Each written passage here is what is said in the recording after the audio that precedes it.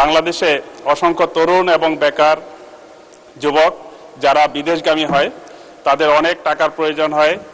আমাদের এই দরিদ্র জনগোষ্ঠীর পক্ষে সেই টাকা সংগ্রহ করা সম্ভব হয় না।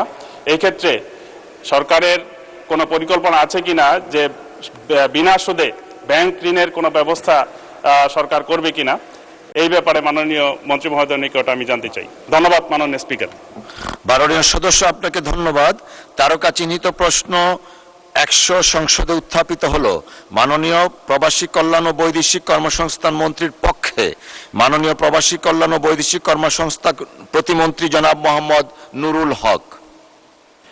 মাননীয় স্পিকার, আপনাকে ধন্যবাদ। আপনার মাধ্যমে মাননীয় সংসদ সদস্যকেও ধন্যবাদ একটি গুরুত্বপূর্ণ বিষয় সামনে আনার জন্য, সংসদের সামনে আনার জন্য।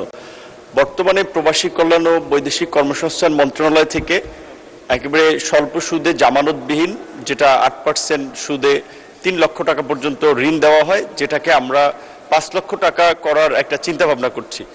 একই সাথে আপনাকে এটা জানিয়ে রাখতে চাই যে বর্তমানে বিনা সুদে কোনো ঋণ চালুর কোনো স্কিম সরকারের নাই। তবে আমাদের দেশের বর্তমান সরকার মাননীয় প্রধানমন্ত্রী বৈদেশিক কর্মসংস্থানের প্রতি বেশ একটা আগ্রহ এবং গুরুত্ব আছে। তার পরামর্শ আছে এই সেক্টর নিয়ে কিভাবে ডেভেলপ করা যায়। সেই বিবেচনায় ভবিষ্যতে সরকারের নির্বাচনী ইশতেহার অনুযায়ী যে 1 কোটি বিদেশি কর্মসংস্থান সৃষ্টির একটা আমাদের টার্গেট আছে, সেটা পূরণের লক্ষ্যে হয়তো ভবিষ্যতে এই সিদ্ধান্ত সরকার যদি গ্রহণ করে তখন হয়তো এটি বাস্তবায়ন করা যাবে। ধন্যবাদ।